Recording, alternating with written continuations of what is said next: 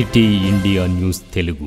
Welcome to city India news. రుణమాఫీపై కాంగ్రెస్ ప్రభుత్వం విడుదల చేసిన మార్గదర్శకాలపై తీవ్ర ఆగ్రహం వ్యక్తం చేసిన మాజీ మంత్రి సింగిరెడ్డి నిరంజన్ రెడ్డి అవి మార్గదర్శకాలు కావు, మభ్యపెట్టేందుకు ప్రయత్నాలంటూ ఫైర్.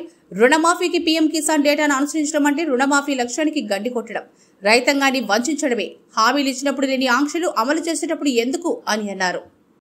తెలంగాణ ప్రభుత్వం వల్ల రుణమాఫీ కోసం మార్గదర్శకాలను విడుదల చేస్తూ ఆదేశాలను జారీ చేసింది. ఇది ఆనాడు రుణమాఫీ కోసం మాట్లాడినప్పుడు ఎన్నికల కంటే ముందు సుమారు 6 మాసాల ముందు నుంచి చాలా తీవ్రంగా మాట్లాడుతూ వచ్చింది రాష్ట్ర కాంగ్రెస్ పార్టీ. కేసీఆర్ రుణమాఫీ చేయలే, మేము చేస్తామని.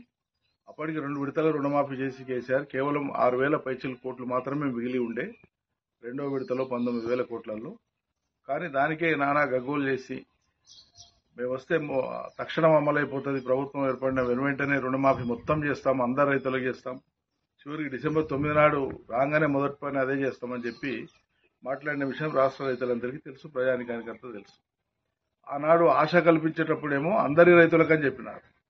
ఈరోజేమో కొందరి రైతులకే ఇవ్వడం కోసము మార్గదర్శకాల పేరు మీద మార్గదర్శకాలలో రైతుల ఏరివేత కోసం రాష్ట్ర ప్రభుత్వం పన్నాగం పన్నుతా ఉంది.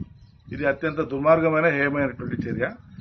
రైతులకు మీరిచ్చిన మాట రుణమాఫీ రైతులు కోరలే, మీరిచ్చిన మాట మీరు నిలబెట్టుకోవడం కోసం వాళ్ళు ఇన్ని మాటలు మారుస్తున్నారు, నాలుక మడతేసి మాట్లాడుతున్నారు. చెప్పింది ఒకటి, అలా చేస్తున్నది ఒకటి.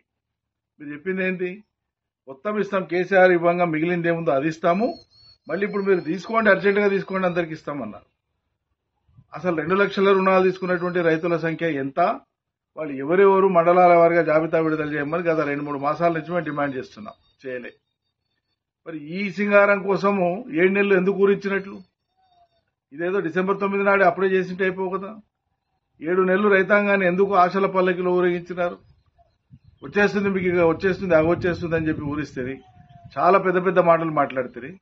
మళ్ళీ మీరు చెప్పేటువంటి మార్గదర్శకాల ప్రామాణికత తీసుకుంటే, PMKSYని కూడా ప్రామాణికంగా తీసుకుంటే, మీరు చెప్పే రేషన్ కార్డుల లెక్కను ప్రామాణికంగా తీసుకుంటే, మొత్తం ఉండేటువంటి 69 లక్షల పైచిలకు రైతాంగానికి సంబంధించినటువంటి సంఖ్యను మీరు వీలైనంత వరకు కుదించి ఇచ్చినామని అనిపించుకోవడానికి చేసేటువంటి ప్రయత్నాలేవి తప్ప నిజంగా రైతులకు మేలు చేయడం కోసం మీరు సంకల్పించలేదు, మీకు ఆ ఉద్దేశం లేదనేది అర్థమవుతోంది.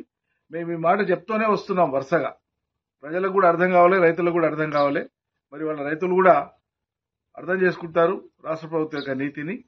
సరైనటువంటి సమయంలో రైతులు ఏ రకంగా స్పందించాలో ఆ రకంగా స్పందిస్తారని చెప్పి నేను అనుకుంటున్నాను.